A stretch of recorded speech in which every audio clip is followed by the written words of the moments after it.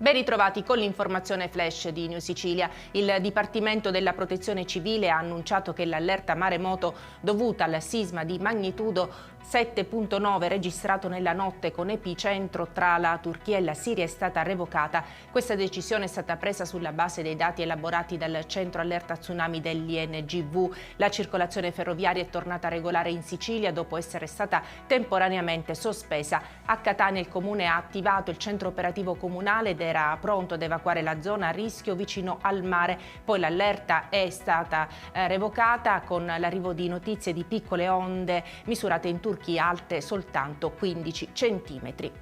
Incidente mortale ieri intorno a mezzogiorno in provincia di Ragusa. Un giovane motociclista di 30 anni, Gaudenzio Fortunato, originario di Vittoria, è deceduto a seguito al violento scontro con un'automobile lungo la strada provinciale 18 vicino a Vittoria. A causa dello scontro la vittima è stata scaraventata giù da una scarpata per una distanza di 15 metri. Nonostante i tentativi di soccorso, il giovane è morto sul colpo.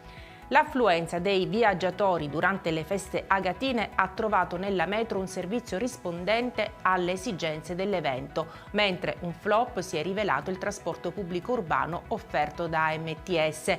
È l'accusa di Faisa Cisal contro la governance che gestisce il servizio pubblico. E adesso lo sport con la vittoria del Palermo, 2-1 il risultato di ieri pomeriggio al Barbera contro la Reggina, il terzo successo consecutivo porta i rosanero al sesto posto in classifica e a 2 punti dal Bari, quinto. È stata una vittoria sofferta e meritata perché il Palermo l'ha voluta con tenacia e l'ha raggiunta con l'ausilio degli uomini in panchina.